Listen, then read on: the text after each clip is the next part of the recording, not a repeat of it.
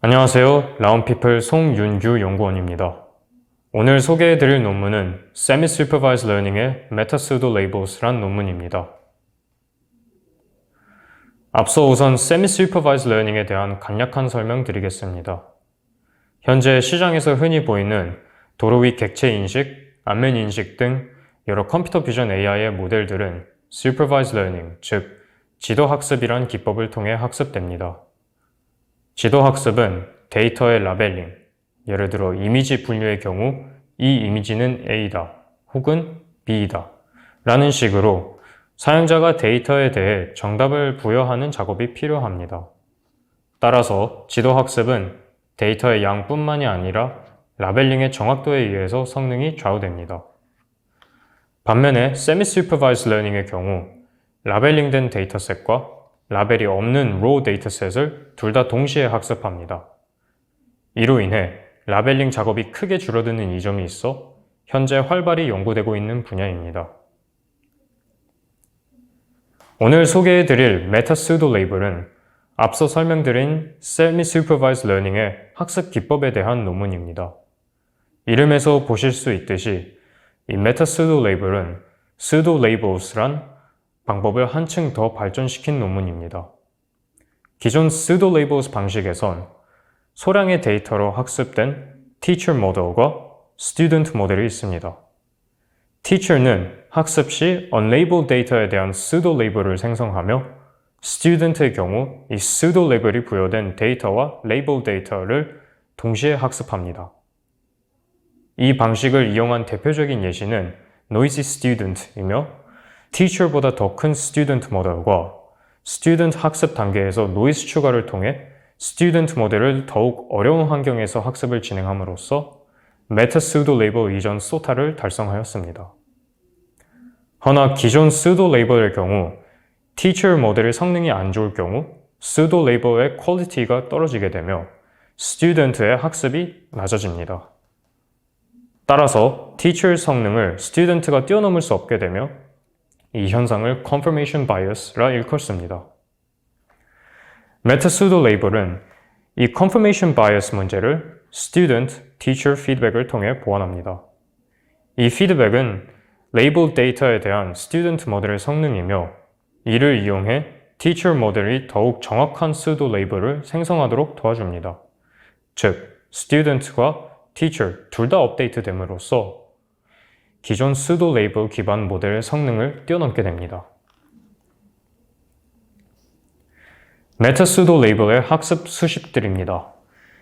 우선 Pseudo-Labels의 학습 수식을 위와 같이 적용합니다. 첫 번째 함수는 unlabeled 데이터에 대한 Student 모델의 parameter update식입니다.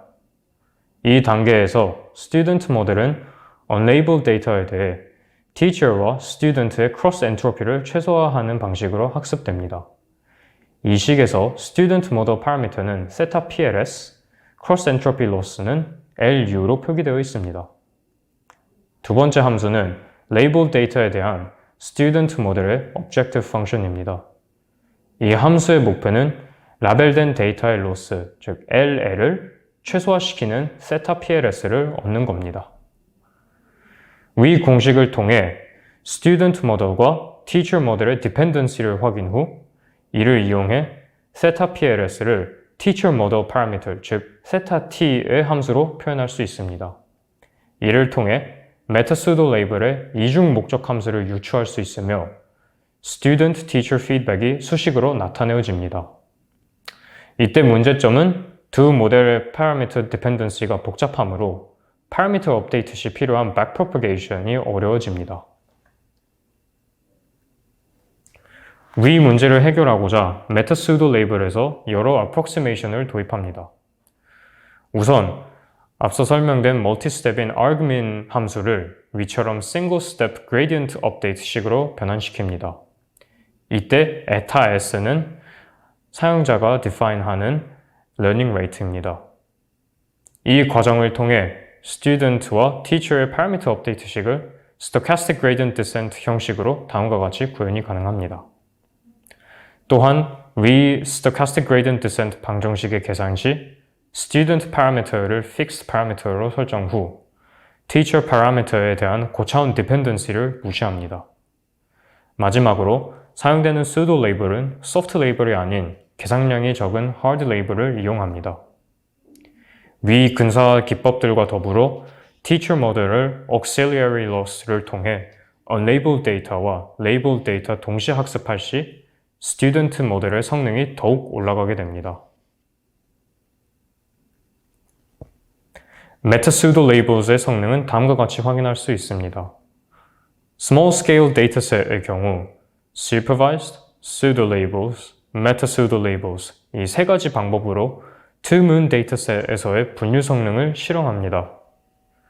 보시다시피 confirmation bias 문제를 해결함으로써 meta pseudo labels가 가장 정확한 decision boundary를 형성하는 것을 확인할 수 있습니다. large scale dataset의 경우 label된 이미지넷을 학습한 teacher 모델을 통해 student 모델을 unlabeled JFT300M을 이용해 학습한 경우 이미지넷 기준 90.2%의 정확도를 기록하며 소타를 달성합니다. 이때 사용된 student와 teacher 모델들은 efficientnet L2입니다. 마지막으로 이 논문의 키 포인트들을 설명해 드리겠습니다. meta pseudo label은 semi-supervised learning의 학습 방법 중 하나인 pseudo label 기법을 개선하였습니다.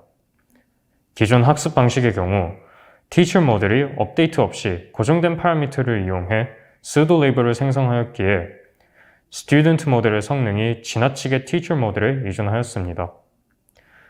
이를 해결하고자 meta pseudo label은 teacher-student model feedback을 통해 두 모델을 동시에 학습을 시키며 그 과정에서 다양한 근사화 방식을 사용했습니다. 이를 통해 ImageNet 기준 classification SOTA를 달성하였으며 semi-supervised 기반 모델 중 처음으로 90% accuracy를 넘었습니다. 이 논문 리뷰에서 사용된 레퍼런스들입니다. 이상으로 연구원의 논문 리뷰 마치겠습니다. 감사합니다.